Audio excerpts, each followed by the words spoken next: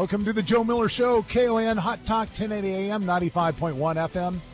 I have a great show lined out for you today. If you want to call, the phone lines are up and working at KON at 569-1080. And Anchorage, that again, 569-1080. Outside of Anchorage, area code 907-569-1080. If you're live streaming at joemiller.us, send us an email, info@joemiller.us. We'll try to get your comments up, your questions answered. And, of course, if you disagree or if you agree, whatever, we'd like your thoughts to be heard.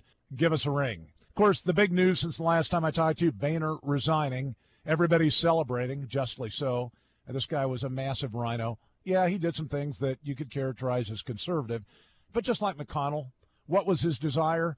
It was to get things done, to move the federal government in a more expansive direction forward, or as conservatives would suggest, backward. The expansion of the federal government takes away rights. Your rights, a zero-sum game vis-a-vis the government. The more the government takes, the more power it takes in, the less rights you have. And so any Republican that's out there thinking that expanding the federal government is a good thing, they're on the wrong side of liberty. And, of course, that's where the Republican Party has been for several decades.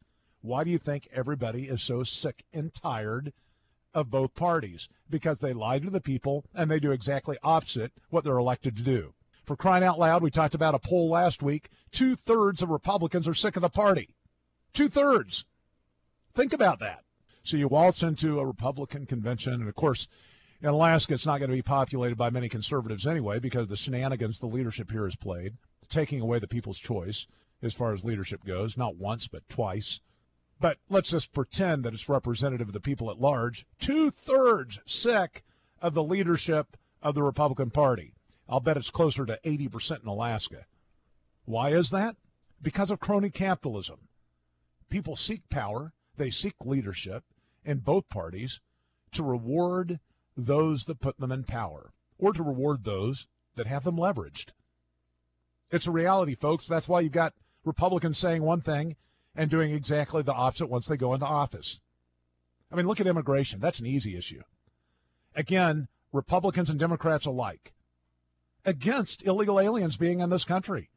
Against amnesty. Against rewarding those that come here illegally. Against putting those ahead of the line when you've got people that are patiently and lawfully awaiting in foreign countries their right and opportunity to come here. Now, I'm not anti-immigrant.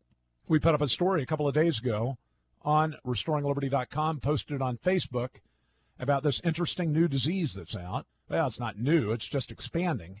And it was amazing.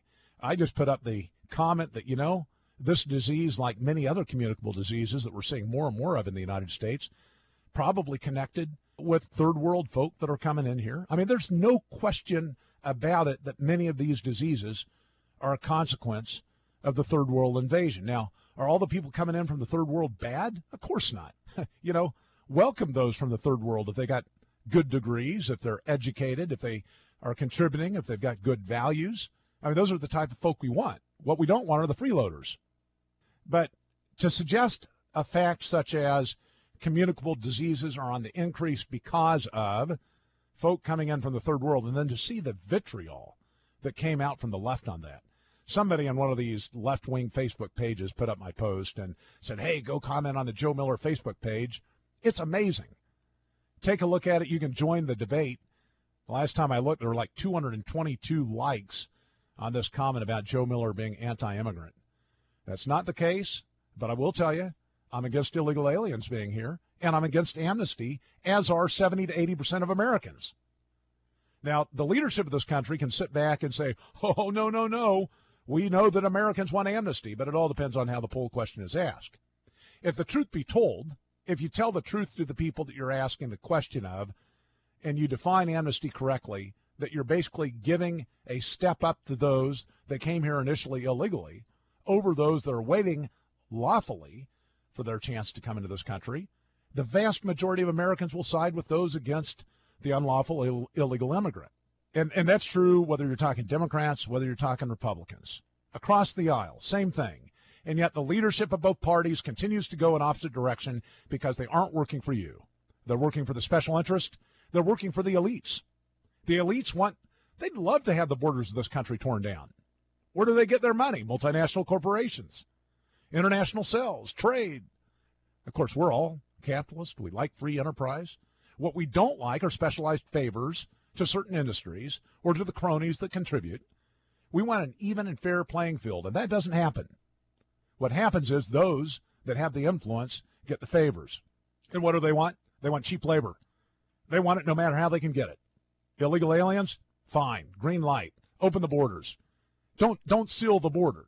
Yeah, we got a problem with terrorism, but you know what? We'll just violate the Fourth Amendment to make sure that we keep our country safe. We don't have to seal the border. The good old surveillance state will take care of everything. We're listening to every phone call, reading every email. We got the finger on the pulse of America. And now, in fact, the federal government is even using your tax dollars to influence the way you think. Believe it or not, federal government is propagandizing you. Story out this weekend. We put it up at joemiller.us. Take a look at it. Entitled, How the American Government is Trying to Control What You Think. You've got NASA tweeting that Congress should give it more money so astronauts won't have to ride on Russian rockets. Recovery.gov reporting overly optimistic statistics on jobs saved and created by stimulus funds. The Department of Health and Human Service website encouraging the public to state your support for health care reform during the congressional debate over Obamacare. John Hamilton and Kevin Kosar wrote this story. It is incredible what the branches of government are doing with your tax dollars. They're engaged in propaganda. That's exactly what it is. Telling you that the stimulus package or more stimulus funds are necessary for our welfare, to help your communities. Deficit spending is good for you. Well, that's what the government's telling you. And you know what? When they use your tax dollars to try to propagandize you and influence the way you think, guess what? America becomes less democratic. You know, I always thought, and I agree with the authors, that democratic government has the obligation to inform and be transparent. The authors say citizens need to know the government's policies and plans. Americans have the right to know which companies receive government contracts, how to collect insurance benefits, Social Security payments, what public school educational reform will look like. But too often, government uses its information machinery to do more than simply inform us. The authors go on to basically describe in detail how the various agencies of government are out there trying to influence the way you think by advertising with your dollars. Sickening. They're out there putting a advertising package together for big government, bigger government, less rights for you, more rights for government, and it's something that's got to be stopped. And the only way it's going to be stopped is if we quit voting establishment.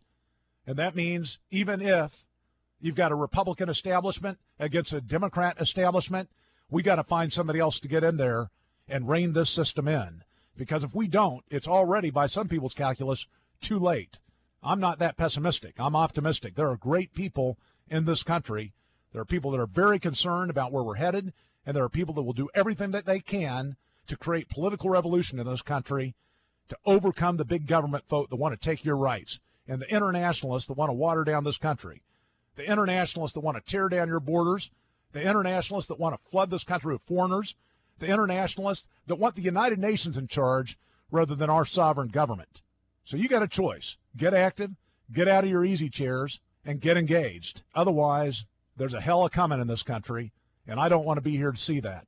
I'd rather be on the edge of change, which we all can do. You look at that polling data, I don't believe it all, but it reflects that Americans are with us. They want to see this country put back on the right track, and I know you're with me too. Stay with us. We've got more after these messages. The Joe Miller Show, back after this.